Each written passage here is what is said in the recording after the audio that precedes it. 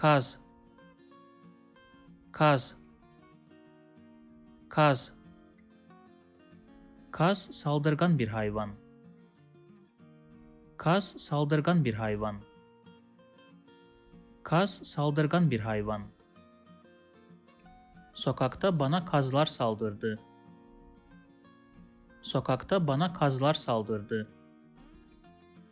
Sokakta bana kazlar saldırdı.